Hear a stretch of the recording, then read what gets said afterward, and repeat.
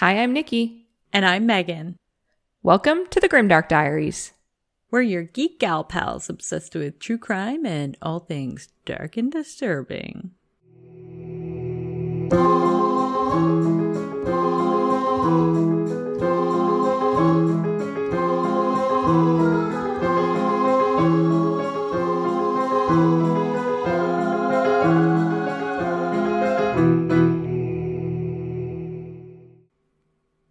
Hi, everybody. Welcome back to another absolutely fabulous episode is what I'm going to predict. Absolutely. I remember how we were recently talking about how well we were doing keeping our plants alive? Yes. I had my first failing. No. As a plant person. Is it dead? No, it's not dead yet. Okay. But it's not doing good. Remember when I was home at my mom's place in Cape Breton for a while and I brought back that plant? I posted it in my stories. It had gorgeous pink leaves. Yes, it was beautiful. Called a coleus, and it's beautiful. Yeah. And it was thriving for a while, and I had it near a really sunny window, and then I looked up its instructions, and it said it prefers indirect sunlight. Okay. So I was like, oh, I should move it away from this extremely sunny window that gets all the morning sun. Yeah. So then I brought it down into my office, which is in the basement. So I have a window. Right. But it is definitely indirect sunlight. Yeah.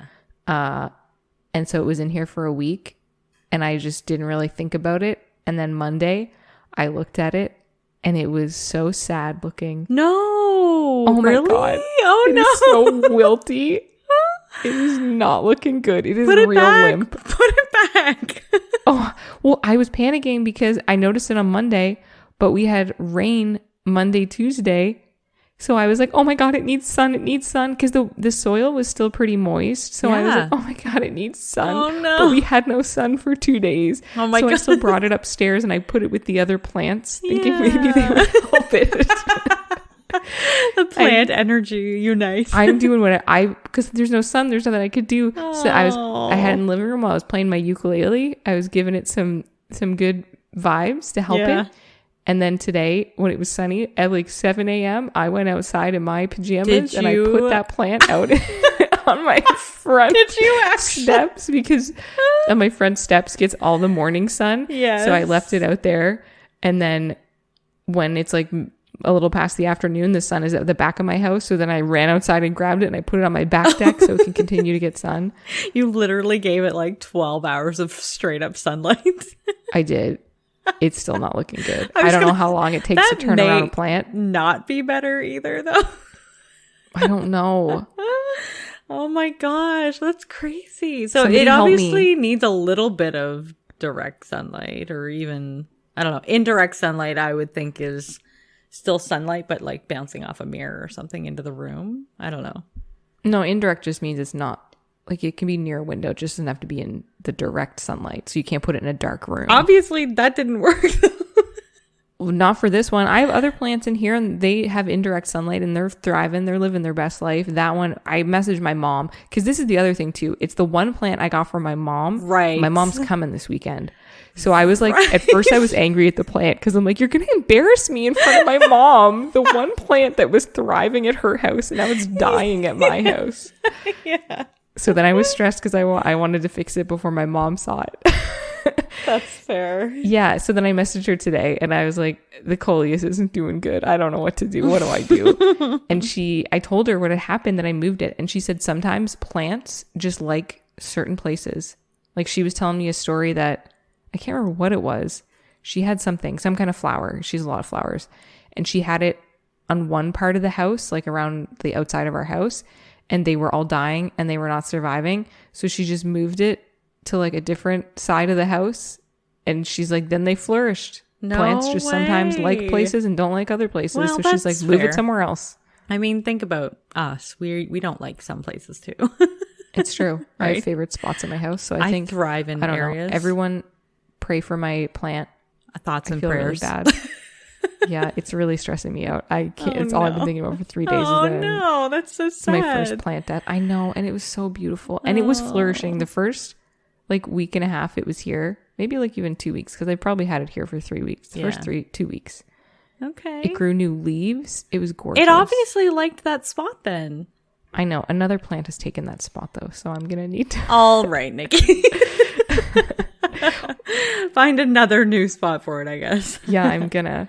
So it's funny that you say that because one of my plants is also not doing very well. Oh, no. The one that I bought myself, so it's not the one I got for my mom. The one I got for my mom is still doing wonderfully.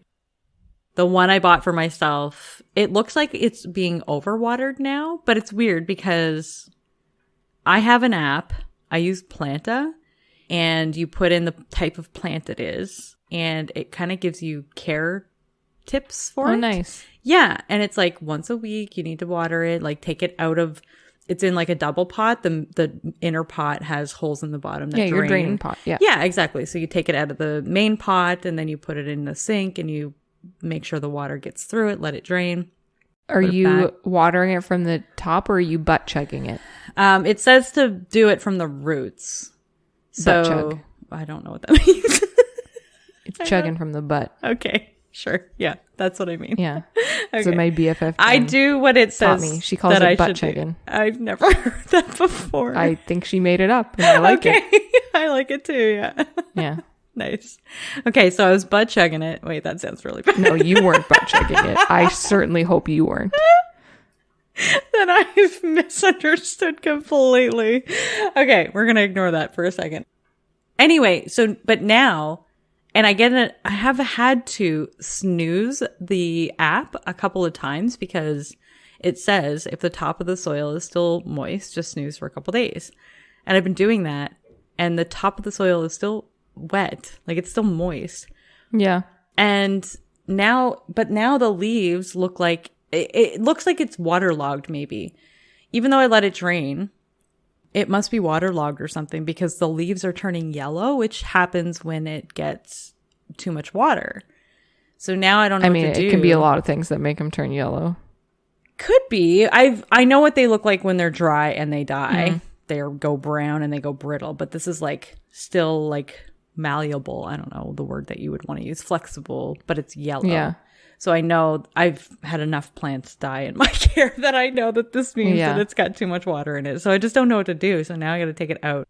I think I'm going to take it out of the pot again and just let it sit for a little while longer and see if it drains out any more water. I don't know. I didn't notice. I just noticed it before we got on our call today. So I don't know if it actually still has water in the bottom of the pot that drained out and now it's sitting in it or what. But yeah, you should always empty that. Yeah, I definitely will check into it. But it's been like, I don't know, 2 weeks since I watered it. So I can't imagine that it would be too much water in there. But I might have put it back in the pot too soon. It didn't drain out enough or something. So I'll have to check. I have one plant that I got. I can't remember what it's called. It's called a polka dot. It starts with an H, and whatever it is, it looks like hypothesis. Okay. So when I read it in my head, its little tag, I read polka dot hypothesis. Yeah. And that was doing well for a while, and then I noticed its leaves were turning yellow and they're pink polka dots, so it was losing its pink polka dots. Oh no. And all of its leaves were turning yellow, and I was freaking out, and I'm like, oh, what is happening? So I googled that kind of plant, and it was like does not like direct sunlight. And didn't I just have it in one of the friggin' sunniest windows in the house? Yeah, so now that one is down in the basement, and now that one is thriving. Well, that's a very good. Tricky game I'm playing. I know. When I got that plant for you for your birthday, not that one, but the princess my pink one. Princess. Yeah. And it said that it requires sunlight to keep the pink vibrant because otherwise the pink will go away. I googled that one. It needs several hours of direct and then more hours of indirect. Right. So that one, I have a system, and my husband also joins in the system because in our living room it is in the front of our house and it gets morning sun. Yeah. But as the sun moves, the way the light comes in, there's nothing I can put stuff on top of that would get light. Like that window is like, you've seen my living room. It's like, it's open right there. There's no shelf or anything. Yeah. But like patches of sunlight move across my living room floor. Okay. So I will get up and I'll put the pink princess and where the patch is. And then my husband gets up an hour later and the patch of sun has moved. So he slides the pink princess into the new patch. So it just chases patches of sun around for a couple hours in the morning. And then the sun is over the house, so then then it's indirect sunlight. That's so right. That's hilarious. Oh my God. I love that you guys do that with it. Yeah. It's so funny.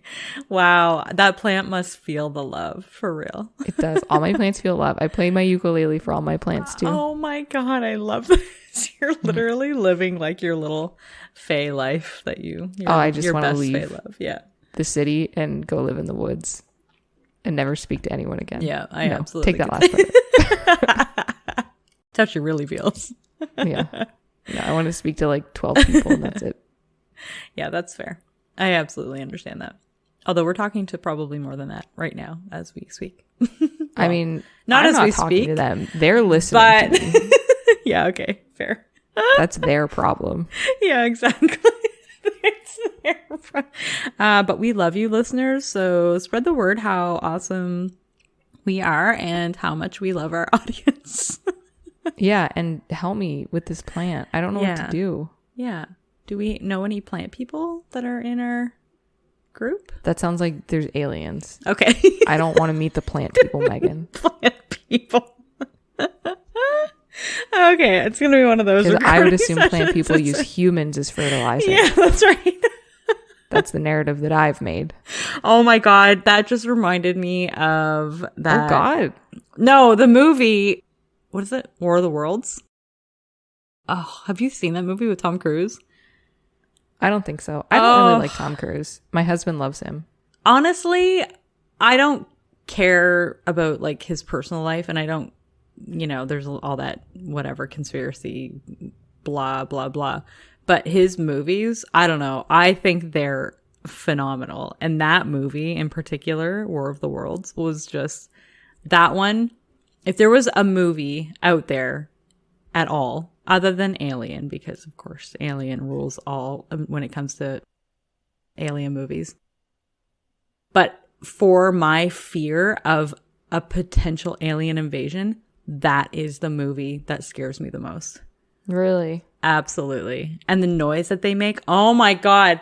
It just freaks me out so bad. And I actually legitimately have nightmares if I ever heard that sound. I don't know. You're not really selling me on watching this movie. I'll tell you that right now. Listen, anyone who has ever seen this movie, I know that they understand. And anybody who has not seen this movie and likes those types of movies, I highly recommend this movie. It's so good. Oh, wow. It's so, so good, but it is so, so terrifying. If you believe. I want to believe.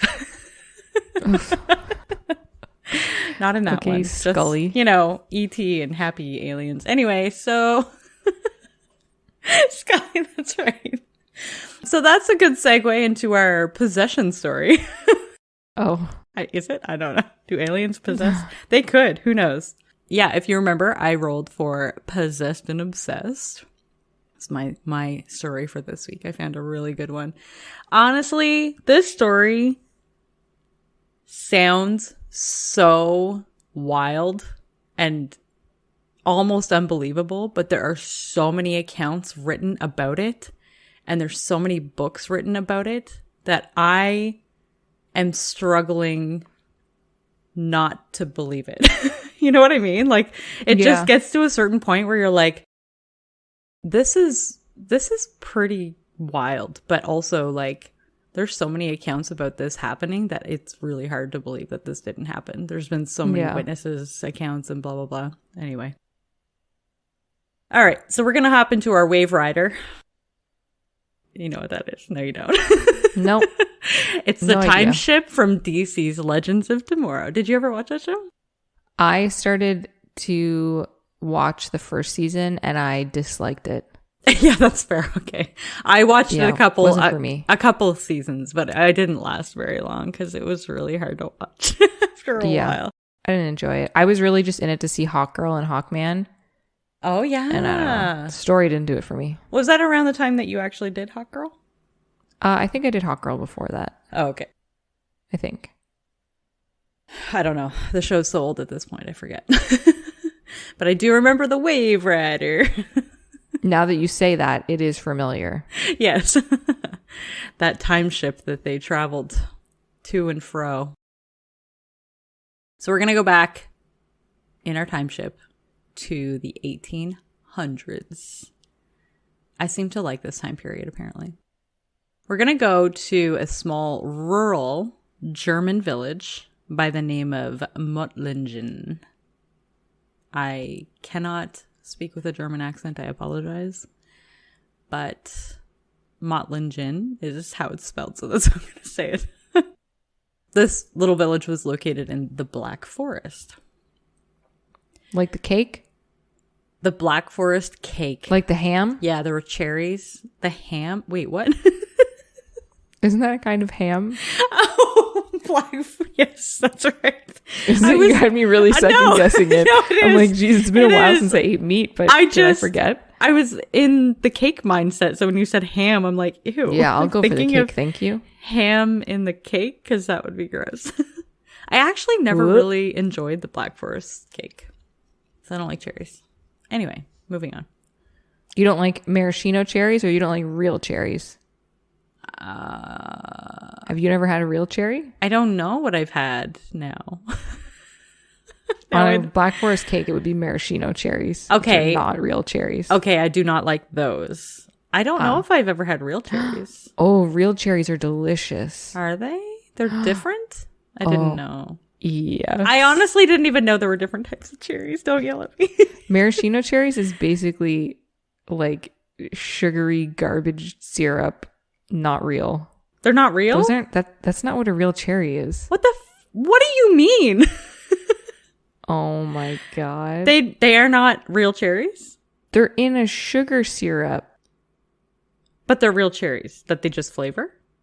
I don't know anything about this. Oh my god. Okay, next time I see Megan, we're buying some cherries. No. Some real cherries. Oh, they're so delicious. Really? They're so sweet and yummy. God. I never liked the flavor of like cherry flavored things. I don't either. It tastes like cough syrup. Yes, exactly. That's not what real cherries taste like. Except Jell-O. I love cherry flavored Jell-O. Okay, now we're I getting like pink popsicles, which are technically cherry flavor. Oh, are they? Yeah, I like those too. Well, none of that tastes like real cherries, so. Okay.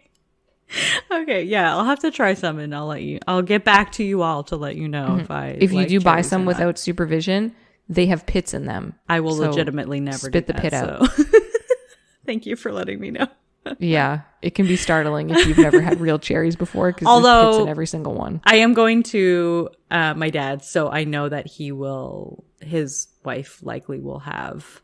She likes to have certain types of fruits and vegetables for me to try new, especially as a I guess it's almost a year now, but diagnosed as celiac. She likes to get me to try new things that I can actually eat. So it's a possibility that she might actually have cherries there, but I'll probably still say no. Like, I used to be one of those people who always said, I don't like it, even though I didn't try it. That's awful. My mom does that. Does she really? Yes. Go Ginger. No, don't support that. You don't know until you try. Well, I know that now. So I've opened up my mind a little bit more. So I will actually say I've never tried that before. But because of how picky I am, I have to be in the mood to try new things. I can't just try new things. That's just crazy. Okay. Well, the look you just gave me. We know how Megan is living her life. I'm not trying new things. That's crazy. Like on the edge. I have to be in the right mood. Okay, because of all the stomach issues I have, really, I have a reason. It's not just because I'm that picky. A little bit. Okay, anyway, so you're fibbing. I'm literally 2 sentences into this story right now. I don't remember what you're talking about, but keep going. I'm not fibbing, by the way. This is my life. So we're going to chat about a 28-year-old resident of Mottlingen. Her name is Gottliebin Dittus. She was raised by a very strict Lutheran family and would be considered to have grown up extremely deprived of the real world, and she was extremely superstitious. Unfortunately, Gottliebin was very young when her parents had passed away, so it was just her and her 3 other siblings. Their names were Anna Maria, Katharina, and Hans-Jörg, I believe. They all lived together in an old beat-up home where it was very apparent, unfortunately, that they lived in extreme poverty. Even though their parents were no longer with them, Gottliebin still made sure that her and her siblings went to church. And that church was run by a quote-unquote fanatical pastor and theologian. His name was Johann Christoph Blumhardt. It was around springtime in 1842 when those who lived in the area where Gottliebin and her siblings lived, they started to notice that there were super weird noises coming from the home, like really late at night. And some of those noises were just so jarring and sounded like they could have been violent in nature. Like what kind of noises? Like people noises or like crash bang noises? Crashing, banging, thanging? No. That's a new, in a comic one that's like crash, bang, pow, thanging. fanging. Yeah, exactly. Thudding and banging are the two words that I was thinking of, and they just combine themselves in my brain. Apparently. No need to say both, just shorten it. Yeah, thanging, obviously. Yeah. Tell your folks. No, don't tell your folks. Tell your friends is what I meant to say. Tell your folks. I am having a moment. Oh my goodness. Okay. Everybody tell their parents. Tell your parents. Oh my God. Oh man. Sorry. I can't. Like have one of those laughing fits and I just can't stop. Okay. Because there were 4 children living in the home, some people suspected that there may have been some sort of an abusive situation happening.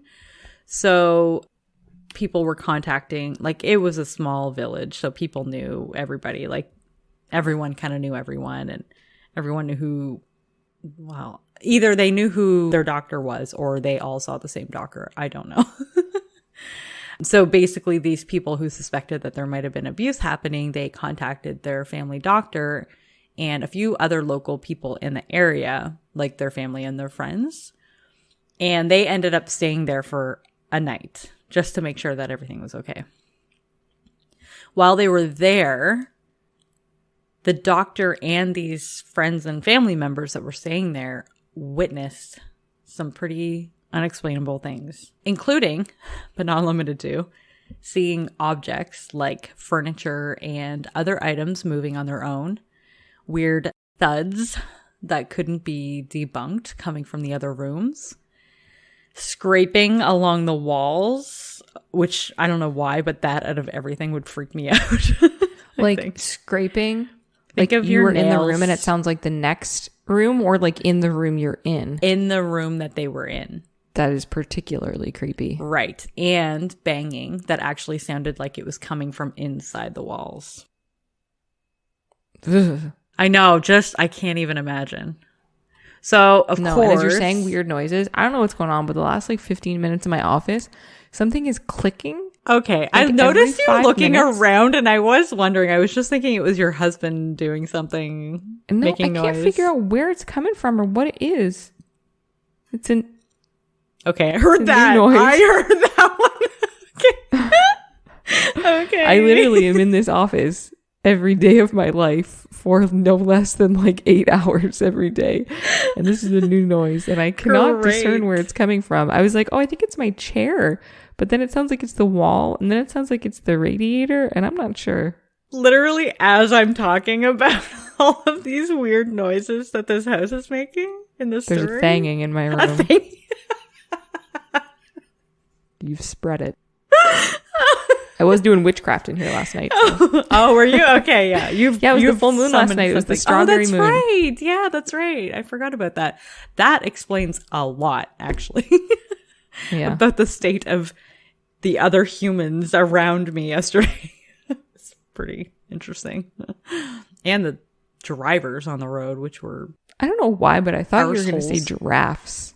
The giraffes. The way you started the word, because you were like drivers. Drivers, yeah. It's, on my end, it sounded like you were going to say the giraffes. The giraffes go wild when there's a full God. moon. It's a little late at night for us right now. It is. It is. We're getting a little loopy. I'm also drinking wine. The wine is very delicious. So, of course, with all of these things happening in the Dittus' home, the locals, don't ask. The locals contacted. Well, their name is Dittus, and then if you want to pluralize it, it's Dittus'. I don't know. Anyway, I don't think you pluralize it. I think it'd just be the Dittus home. The Dittus' home. I don't know. I want to. Like Flanders is. Yeah, because there would just be Dittus apostrophe. It wouldn't actually have two S's. That makes sense. Yeah.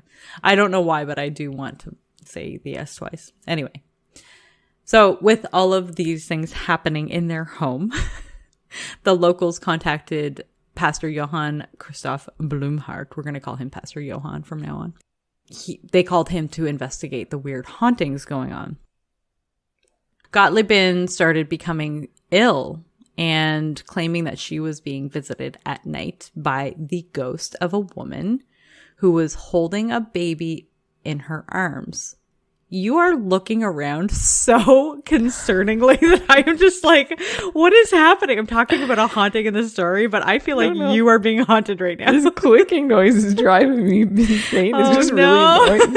It's a torture test. Uh-oh. Yeah. Good luck editing my sound file later. I was like, I don't hear every few minutes. Oh God, that's true. I don't hear anything on my end, but good. It might be too far from the mic to pick up, but I can hear it and it's driving me a little crazy.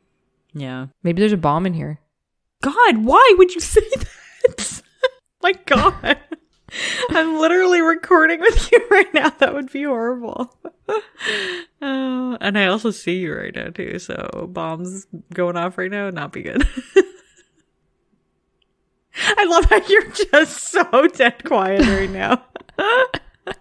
Okay, back to our haunting story. Okay, woman with a baby. Yeah. So Gottliebin was seeing a ghost of a woman who was holding a baby in her arms. She also said that she was blacking out sometimes, just suddenly out of nowhere for no reason. During one of these times that she blacked out, she was apparently completely unresponsive. She was sitting in a trance-like state for an entire day before snapping out of it, as if nothing had happened and with zero memory of what had happened. Before the pastor's investigation, he decided it was probably for the best to send Gottliebin's siblings off to go stay with their cousin for the night, just so that he could separate them, because they were not the ones experiencing the issues. It was Gottliebin. So before they left, the siblings, they told the pastor that Gottliebin would sometimes go into a trance and violently attack them for no reason. When she'd come out of the trance, she would say that she couldn't remember anything. She wouldn't remember doing anything to them. That's a likely story when you're beating up your siblings. I don't remember anything. Okay. I don't know what happened. Yeah, that's fair. The only witness in the room. And I just, yeah. Hey! I only did that one time. I love my siblings. My sister's probably listening to this like, I remember that time. So during the investigation, he witnessed Gottliebin having complete convulsive fits. She would end up speaking in different voices and in different languages. And different voices, as in like speaking in a man's voice as well as a woman's voice, which is wild. I can't even imagine that. That's how you'll know if I'm ever possessed. If you speak in a woman and a man's voice? My accents will be accurate. Ah, yes. Mm-hmm. Yeah, exactly. That's, you know, if I ever come out with a really good accent and my voice acting improves, you'll be like, okay, call somebody that he's possessed. Yeah, that's right. Exactly. They're not all just partially Scottish, partially British, partially from New Zealand. Exactly. They will all be perfect. Mm-hmm. Yes, you've heard it here, folks. If you do hear that, please send help. So also, she would burst out in she would burst out in bouts of cursing and swearing, which was completely uncharacteristic of her. She did not curse or swear ever. It was rumored that the pastor had found objects in the home that resembled that of someone who dabbled in occult magic.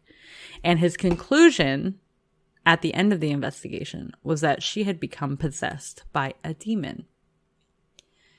Pastor Johann decided to take it upon himself to care for Gottliebin. He wanted to work through this possession with her. During his visits, she would open up and tell him things that were super odd. Like that when she was a baby, she would have evil spirits try to, quote unquote, kidnap her. I don't know what kidnap her means, like possess her maybe, or I can't imagine they would try to take her away, but anyway. But these spirits had been driven away by her mother, who would protect her with prayer. Gottliebin was also super adamant that her aunt was a witch. I don't know. I assume that maybe that was part of her reasoning why she felt like she was being possessed by a demon, because the witch or they brought something into the home that shouldn't have been there. How would a witch bring a demon in? I don't know. Might not have been on purpose. Two are not related. I know. I'm just saying that might have been the thinking, especially in the 1800s. They all thought that to be the case. There were other times when Gottliebin would be speaking, but it was not her voice that would come out of her mouth. And this thing or entity would speak through her directly to Pastor Johann. The entity told him that she was a widow.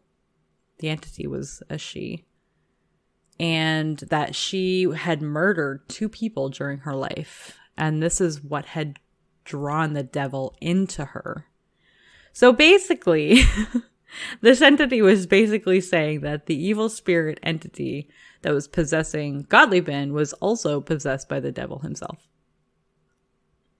So like, it's like a double possession? Possession, 2 for 1? Yes, exactly. Things did not get any better from there. Anytime Pastor Johann got anywhere near her, she would start shaking. She would faint. Sometimes she was foaming at the mouth. Sometime in late June, this was in 1842, I believe. So in late June, Gottliebin fell into another trance. This time, Pastor Johann picked up her hand and then shouted in her ear, apparently, quote, "Place your hands together in prayer. Lord Jesus, help me. We have seen long enough what the devil can do. Now we desire to see also what Jesus can do." End quote. And at that exact moment, apparently, Gottliebin came to and then immediately joined him in prayer. Sadly, though, over time, it would become apparent that this was not the only spirit who was tormenting Gottliebin. More and more began making themselves known as the months went on, until eventually there were apparently hundreds of them residing with this one young woman. How? What did she do? I don't know. I have no idea. It doesn't say what she did. She sounded like she was just like, she came from a strict Lutheran home. She was very religious. She went to church every Sunday. I don't know. Maybe that was what drew them in. I don't know. Hundreds, apparently. Shouldn't that be the opposite if you're, I don't really know much about Lutheran, but then if you're the person that always goes to church, then shouldn't that save you from possession? Isn't that like a reason why people go to church that believe in that religion? I don't know about Lutheran. I actually know nothing about Lutheran myself. But yes, theoretically.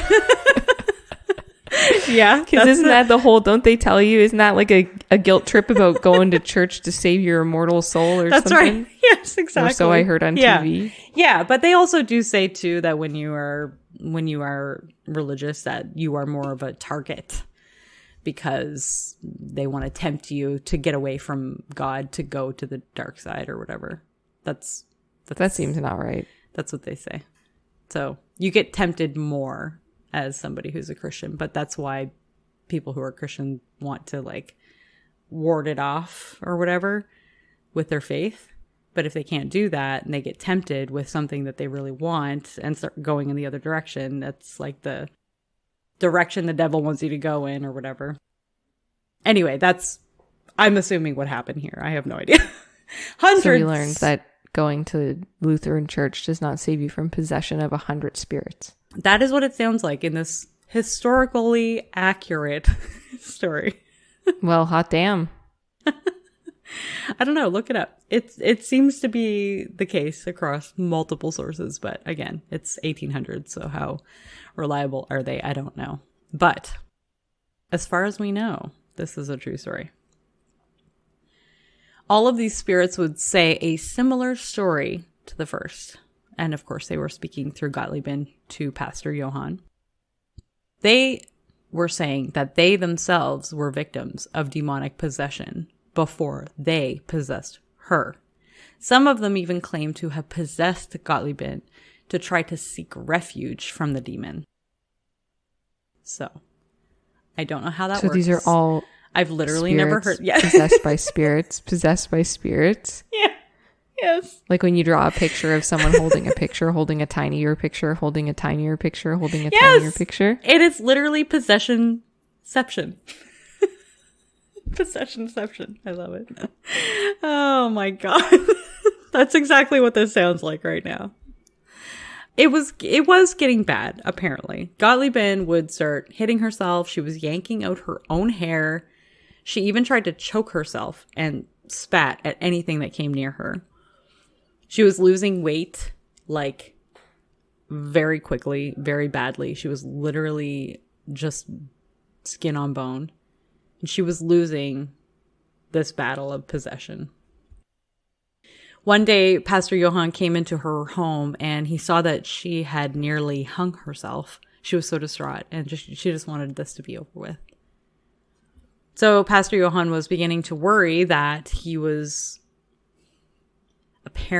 thought he was being deceived.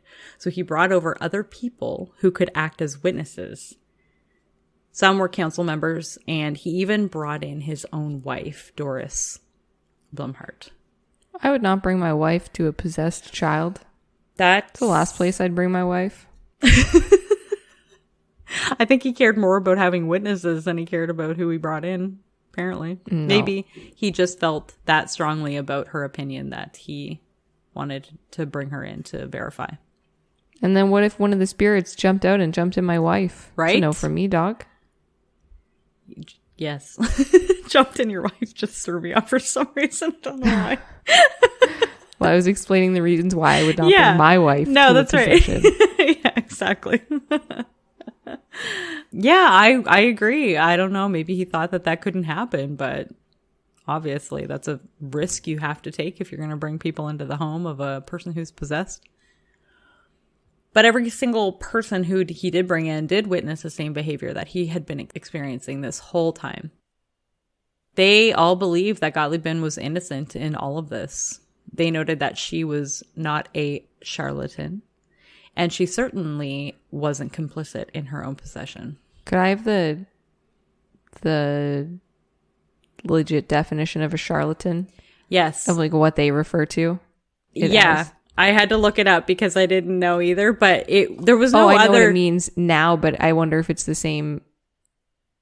Just somebody that was claiming that this was true when it was false. You know what I mean? Like if it was fraud or something like that. Falsely claiming that something was true, as in she was falsely claiming that she was possessed when she wasn't. So he was basically trying to prove that she was telling the truth. So they all noted that she was not a charlatan. She was not faking it, basically. And she wasn't complicit in her own possession. So all of them had recognized that she was a victim of an attack, and she only needed prayer to help her through this. But this situation was nevertheless beyond all sense and reason. Every time a breakthrough seemed near, a fresh attack came over the young woman. It was becoming clearer than ever that something more had to be done. The mere act of praying was not going to save Gottliebin. It was coming up to a year after Pastor Johann's first visit when he decided it was time to turn to exorcism. Pastor Johann immediately began the ritual, which definitely escalated the events surrounding Gottliebin, as is the case with most exorcisms that you hear about. She became even more violent and unruly. They had to restrain her, and she started yelling blasphemous rantings, and they kept getting worse and worse. She also started vomiting straight up things like nails, glass, sand. She was vomiting these things? Yes! Where did they come from? I don't think no she wonder girl was skinny. Right? No calories in sand. Was she crazy? You crazy girl. Oh my god. I love that that's what she focused on here.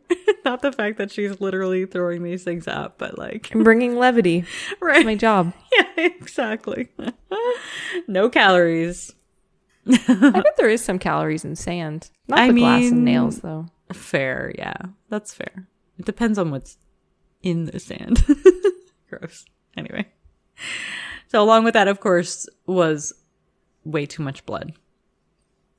At one point, Gottliebin told Pastor Johann that some of the spirits that had been possessing her had just up and left her body, apparently, to go thousands of miles away, where they had allegedly caused an earthquake. How are they doing that? I don't know, but apparently this was verified in the news in the West Indies. Shortly after that happened, where she claimed that, there actually was a devastating earthquake, which Gottliebin could not have possibly known about. I don't know. This is all records and accounts written down. I'm just relaying the information. That's what I'm saying. I find it really hard to believe, but at the same time, it's just, there's so much out there about it that it's hard not to believe it. So Pastor Johann truly believed that from hearing this news about the earthquake, that the possession was genuine, and it strengthened his resolve to follow through with the exorcism straight to the end. Sadly, the end would not come quickly. Think about how many spirits were possessing her. There were hundreds of them. This exhausting exorcism dragged on for nearly 2 years. With the amount of spirits that claimed to be possessed by a demon within her body, and with them realizing what was happening, they were becoming more and more desperate. With desperation also came violence, as their hold on Gottliebin weakened. Allegedly, some of the spirits were super defiant. They threatened Pastor Johann and his family with physical violence and death. It is also recorded in this account that these particular evil spirits ended up removing themselves willingly out of Gottliebin in order to attack her sister, Katharina. So clearly they can jump out of a body into another. Because sadly, Katharina will also become possessed and immediately started to try to tear herself to pieces. Oh my goodness. I know, it was a violent possession. Pastor Johann allegedly faced off against both possessed women, and perhaps realizing that they were no match for the priest, they left the women one by one, after which Gottliebin supposedly said, "Jesus is victor." It's also rumored that it could have actually been Katharina who screamed loud enough to shake the house and doubled over backwards while she was the one to shout in a strange voice, "Jesus is victor. Jesus is victor." Different accounts tell different stories, of course. After this, the evil spirits were gone, just like that. All hundreds and hundreds of them. Nearly 2 years of their lives were lost to these evil spirits and demonic possessions. And finally, it all came to an end. From this moment on, Gottliebin was back to her old, calm, and modest self, who was sensible and responsible. She would go and live with Pastor Johann and his wife Doris so that she could care for their many children. When she was older, she became the village kindergarten teacher. The news spread quickly of the exorcism, which made Pastor Johann into quite the little celebrity in their small village. Because of the time like back in the 1800s, it also made a bit of a hero out of him. News spread far and wide of what happened, and Pastor Johann ended up having hundreds of people coming to his church from all over surrounding areas to hear his sermons. He did nothing, as you can imagine, to shy away from all of this newfound popularity, and indeed started making bold claims that he could cast out any evil spirit at any time and perform healings. Wouldn't that be like, I don't know much about religion. Shouldn't that be like against something? Taking it for fame? Oh yeah, you're supposed to do everything with humbleness. I don't know what the word is. Humility? Thank you. Yes. Humility? I know. I'm just like, wait, humility. I don't know. Yes, humility. 100%. Words are hard right now, okay? I feel like I say that every episode. Oh, God. So to this end, Pastor Johann opened a retreat at a thermal spa in 1853.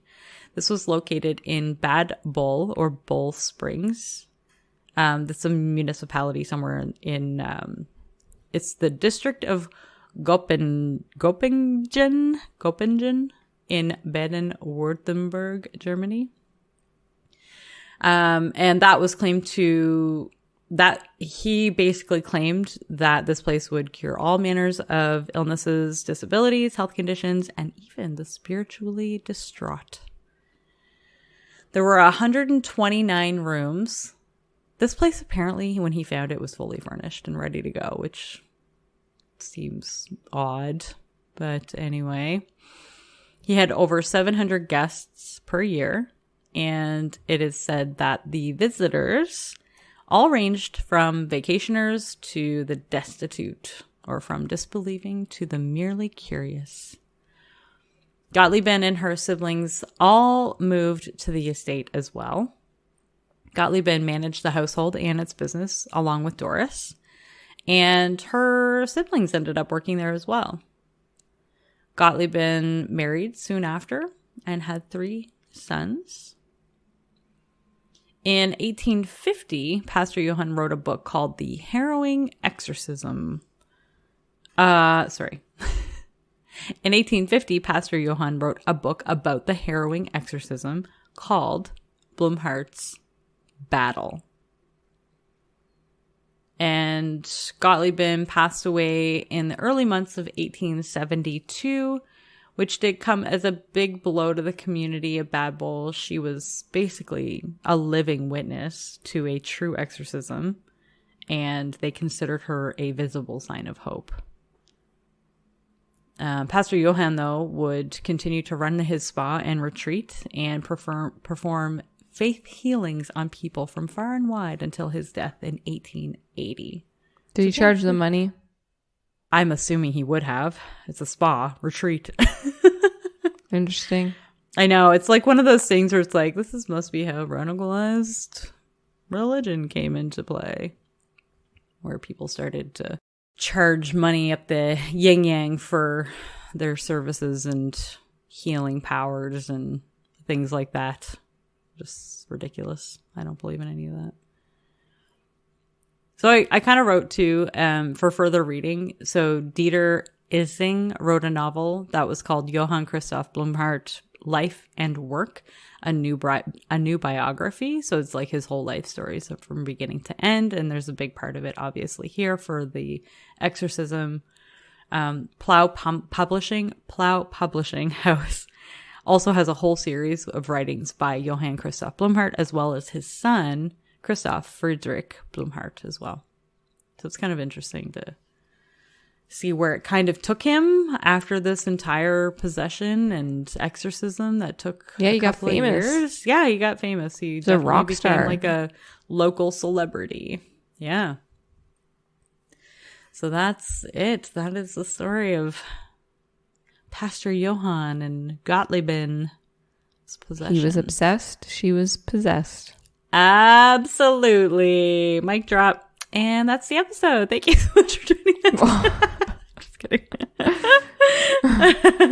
I didn't roll my die. No, I know. Like, we can't keep going after that mic drop. Yeah. Okay. I'm rolling. Keep rolling, rolling, rolling, rolling. Ooh, that's a nice one. I got a 16. Oh, hey. I got a ghost town. Literally. Oh, excellent. Nice. I love it. A ghost town right after a possession story. This is great. Yeah. This is right up my alley. Yeah. I do. Oh, God. I got to read a paranormal. scary thing again. Yay. No. No. And it's got to be true. I'm very excited. Great. Awesome. I keep getting the scary things. I know. I love it. We got to make like a Nikki friendly theme list that's filled with unicorns. And you literally wrote half of these or more. I did write most of these. You did. What a cruel, cruel fate I've created for myself. Exactly. That's okay. I'll try and research during the daylight hours on the weekend. There you go. So great, grand. If you would like to check out our awesome pictures, I don't know how many pictures Megan will have for this because it was the Victorian age. Yeah, there's a few, but not many. Yeah, there's not many. Sometimes I feel like when I don't wear makeup, I look like a sick child from the Victorian age. Wow. So if you want to see pictures that look similar to what I look like when I am freshly woken up, you can check out our Instagram and just search The Grimdark Diaries. You can find us on Facebook. You can find us on Twitter. If you would like to email your obsessed or possessed stories, I will accept either. You can contact us at thegrimdarkdiaries@gmail.com.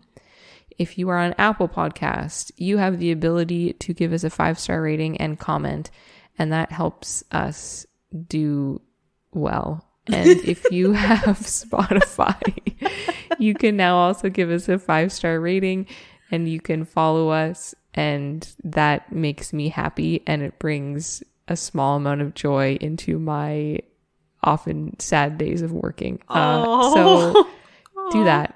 Yeah. And you'll make my day a lot better. And then I'll use that energy to help fix my plants. I'll transfer that energy to them.